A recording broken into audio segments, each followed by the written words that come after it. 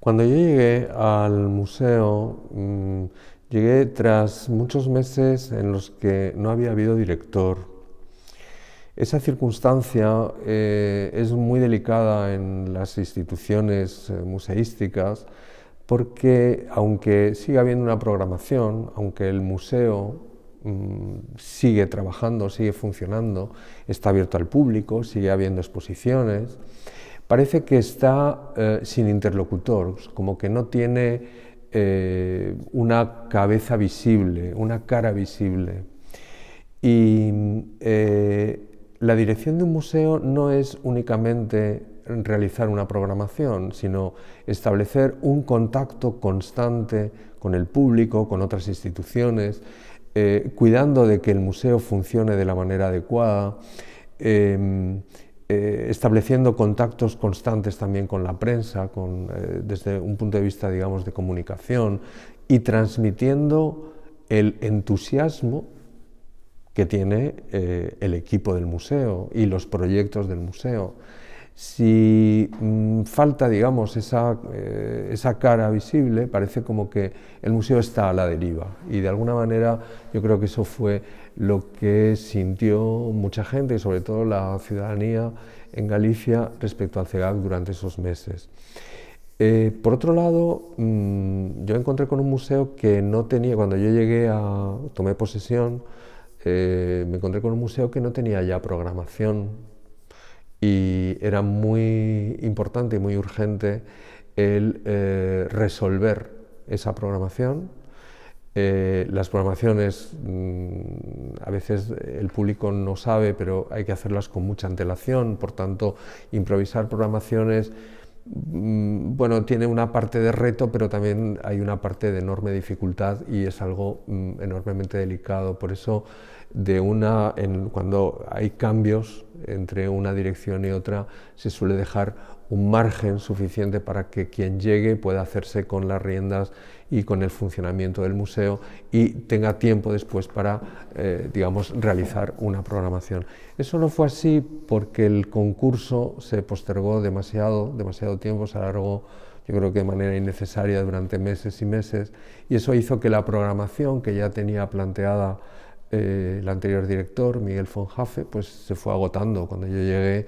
en julio y en agosto se quedaba ya vacío el museo, bueno, incluso en julio ya había salas vacías, con lo cual hubo que prorrogar, improvisar algunas cosas, en fin. Luego, por otro lado, encontré un museo que necesitaba una dinamización en cuanto a una relación con otras instituciones cercanas, en concreto con instituciones museísticas cercanas. Establecimos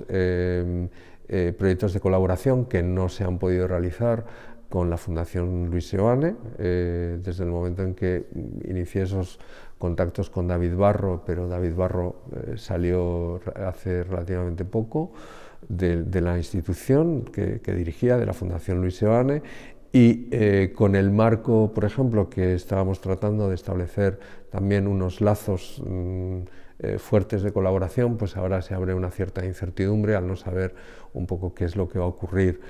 Eso nos deja de alguna manera en una cierta soledad en Galicia, porque teníamos antes, o cuando yo llegué, pensé que podía contar con dos interlocutores muy válidos y podíamos hacer un poco de país, ¿no? Como se dice en Cataluña,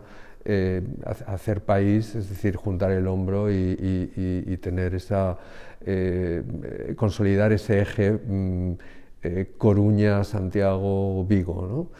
Ya empezamos en ese momento a que no coincidieran las inauguraciones, a poder ir unos a las inauguraciones de los otros. En este momento yo estoy tratando de que ahora con el marco podamos realizar actividades de sus exposiciones aquí en el CEGAC y viceversa,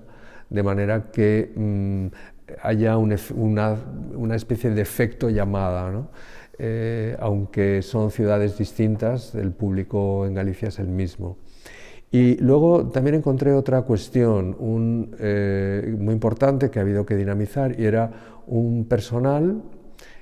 muy eficaz, pero desmotivado, Eso yo creo que se ha ido revirtiendo de una manera paulatina y muy eficaz. El personal del CEGAC está muy preparado y es muy eficaz. Eso sí, necesita, digamos, estímulos, y muchas veces